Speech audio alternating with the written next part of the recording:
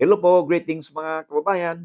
Harinawa sa mga oras na ito, samang kayo naroon, kayo ay okay. Sa mga hindi pa po nakakilala sa akin, ito pong muli sa Atty. Rogelio Wong ng Batas Pinoy.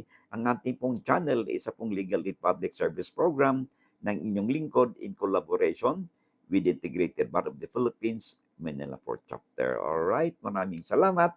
At bago tayo magpatuloy, ay kung hindi pa kayo ng pag-subscribe, pwede mo pang makahirit po sa inyo, no? Paki-click lang po subscribe, shares, and like buttons po natin. Kasi alam ba po ninyo na according sa datos po ng YouTube, more than 60% po ng ating nanonood ay hindi pa po subscribers.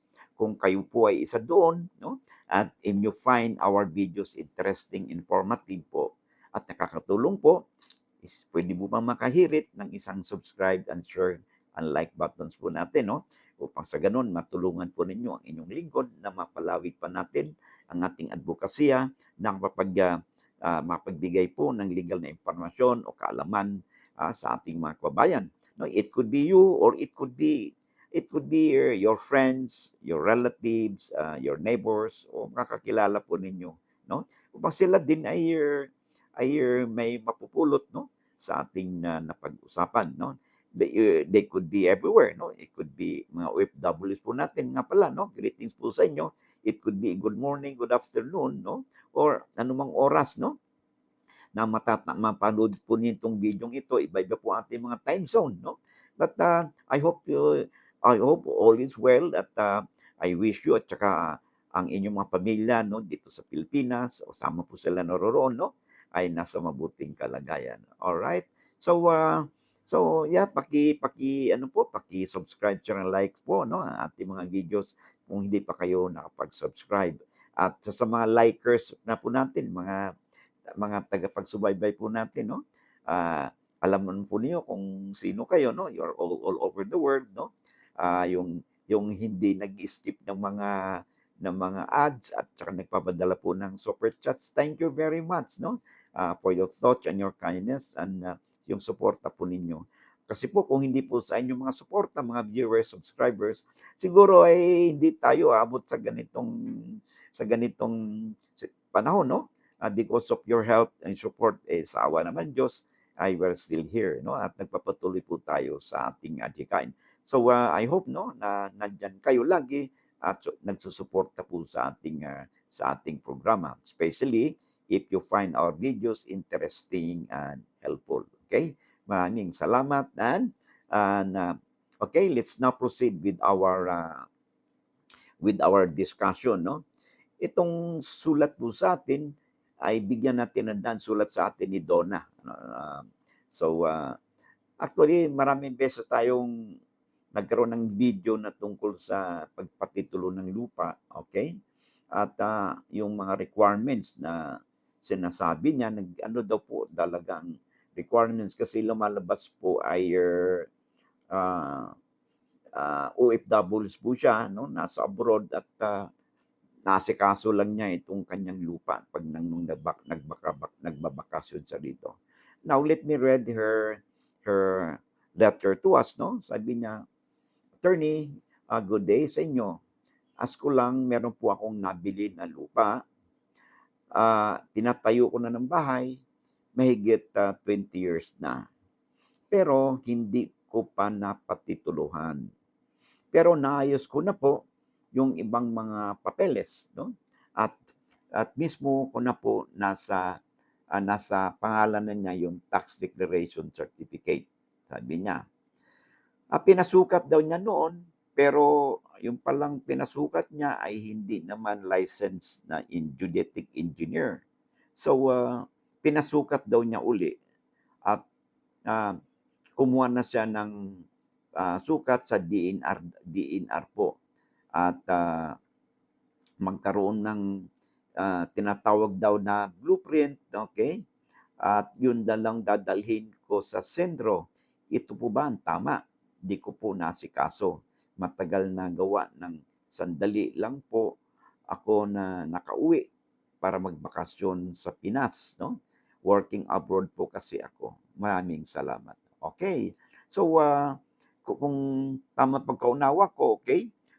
you are now in the final stage, no, sa pagpatitulo ng lupa. Tama po yung feedback sa inyo na kailangan po ang blueprint, no, sa pag-apply ninyo sa DNR. So I suppose nag-apply kayo for free patent, no? It could be free patent on agricultural land or free residential free patent.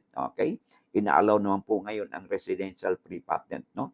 So yes, isa po sa mga requirements po 'yan na binanggit nyo na blueprint. Okay? Now yeah, magpa-survey po kayo sa licensed geodetic engineer, okay? Upang mabigyan po kayo ng kaakibat na required na surveys tulad ng sabi mo nga, yung blueprint na sketch plan, subdivision and lot plan with approved technical description ng lupa, no? Na aprobado po ng Land Management Bureau, ng DNR, okay? And then importante rin na doon sa inyong kausap, no? Na geodetic engineer ay sana, no, mayroon kayong agreement, no, in writing. Ano ba yung scope of work niya, no? Kasi kailangan yan na hindi lang naman yung blueprint, no, ang isasubmit mo. Of course, sabi mo nga na kumpleto mo na yung ibang dokumento. So I assume na yung ibang dokumento would includes yung clearance po doon sa RTC, no, sa Regional Trial Court, kung saan may jurisdiction yung lupang iyon na inyong pinag-applyan, na kung saan ay wala pong nag-apply na nagpatitulo nito, nagpatitulo sa kanila, no, sa pamagitan ng judicial registration. So may clearance po yan, okay? And of course, na-comply din ninyo ang kailangan na mayroon kayong tax clearance mula sa inyong munisipyo na bayad po kayo sa inyong amilyar, no? At sa mga barangay clearances po natin, certificate of residency at bona fide kayo na residence dyan sa inyong barangay, all these things ay kailangan po yan, no? Basic po yan. Tama po ang sabi ng inyong na-contact sa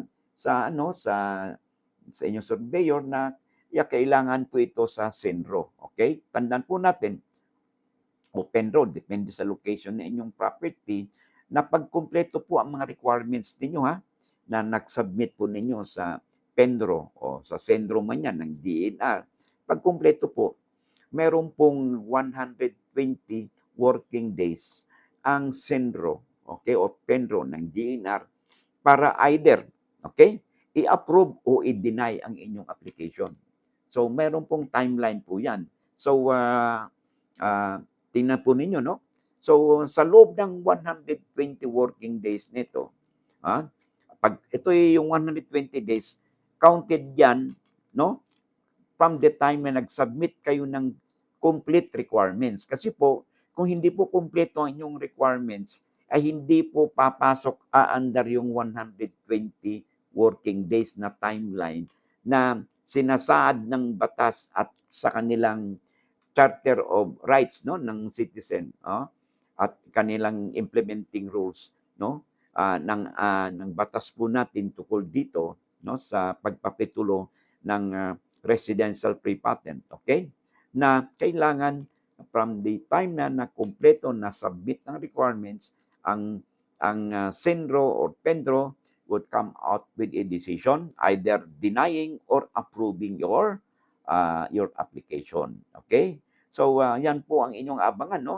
And I hope ang inyong agreement doon kasi lalo mat wala naman kayo dito, nasa abroad kayo, sana bago kayo umalis, ay nagpagawa kayo ng SPA, no? The Special Power of Attorney, na kung saan, kahit wala kayo rito, ay may dinesignate kayo na inyong attorney in fact o representative to act for and in your behalf, no?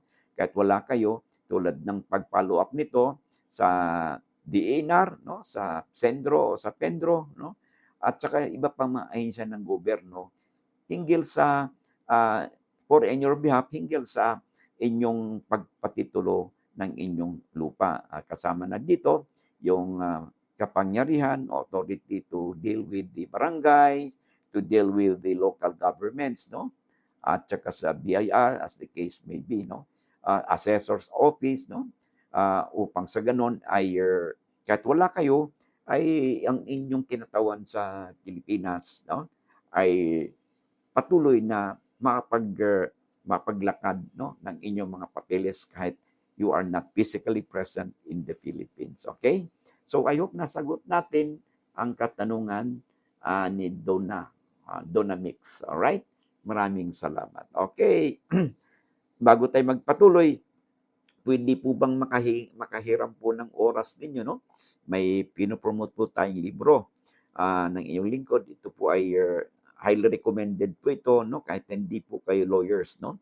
Itong legal handbook, no? A daily companion for all at saka for home and workplace, no? Na sa kung saan ito po ay may contents po itong librong ito. It contains the extract or abstract of the laws na may kinalaman po sa pang-araw-araw po nating buhay. Okay? As an ordinary citizen, as a husband or wife, as a child, no? As an employer, employee, no? At saka may usapin din po sa family law natin, no? Kailangan sa marriage, validity of marriage, requirements ng marriage, void marriage, voidable marriage, at saka yung separation po, no? Annulment of marriage, support, may kinalaman dito sa meron ding labor or an employee issues, no? Tsaka pagpatitulo ng lupa, tax declaration certificate, right of way easement, no? At saka partihan po ng mana, no? Ng mga tapagmana. Among others po, no? Makakatulong po sa inyo ang librong ito, no? Because this contains the abstract of the laws na applicable, no? Maaaring applicable din sa inyong situation, no? And magkaroon ka ng idea, no? Ano ba yung dapat gawin, mag-guide po kahit paano. Of course. And then ito pong Handbook on our Bill of Rights. Ito may kinalaman din po, no? Sa ating karapatan sa ilalim ng saligang batas. In the event na yung ating pong estado or the government will exercise its inherent powers, katulad ng the power of taxation, the power of eminent domain, na kung saan ang ating pong properties, no? Could be subjected to expropriation, no? Kukunin po ng gobyerno yan, no? For public use and purpose, subject of course to due process and payment of just compensation. But of course, meron din situation na we might not be entitled to just compensation. And then sa issue po ng arrest, no? Kailan ba dapat ma-aresto isang tao na walang warrant of arrest? Dapat bang may warrant of arrest? Okay? Ganun din paghalugog po ng ating mga properties. Kailangan ba may search warrant o walang search warrant? At pag ang isang tao ba'y nahuli ng warrantless arrest or na inquest, ano bang karapatan ng isang tao under custodial investigation? And then, mayroon din po tayo ngayon na tinatawag na cybercrimes na kung saan pag ang electronic gadgets mo natin, at saka ating computer, laptop, tablets, no? Desktop, magamit po yan sa isang krimen, then papasok na po ito sa cybercrime, and then these electronic gadgets could be subjected to different kinds of cyber warrants for forensic examination or even deletion of the contents, no? Or destruction of the contents, excuse me, of your the contents in your electronic gadgets. Okay? So these are in short, pag nag-exercise po ang ating gobyerno o authorities ng tinatawag nating their inherent powers, most likely po ang ating pong life, liberty, and property as protected and guaranteed by the Constitution will be affected. Kaya napaka-importante na mayroon po tayong kahit paano ay konting kaalaman, no, dito sa mga batas na ito.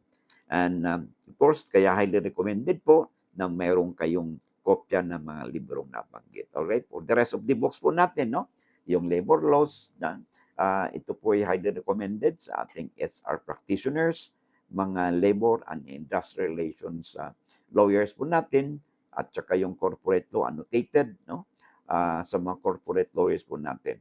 And of course, yung SIPRA, ang Bible po ng mga abogado, no? The Code of Professional Responsibilities and Accountability, okay? So kung wala pa kayong kopya sa librong ito, highly recommended po. They are published and distributed by Central Books at saka they have branches in Manila, Mandaluyong, Makati, and in Quezon City. Meron din silang branch no sa Cebu at saka sa Davao. All right? If you're interested, you can have it screenshot, no? Or you could visit their website www.central.com.ph. All right? And then free delivery po, no? Nationwide. And what I also learned, baka pwede nyo i-search din po sa Lazada or sa Shopee, no?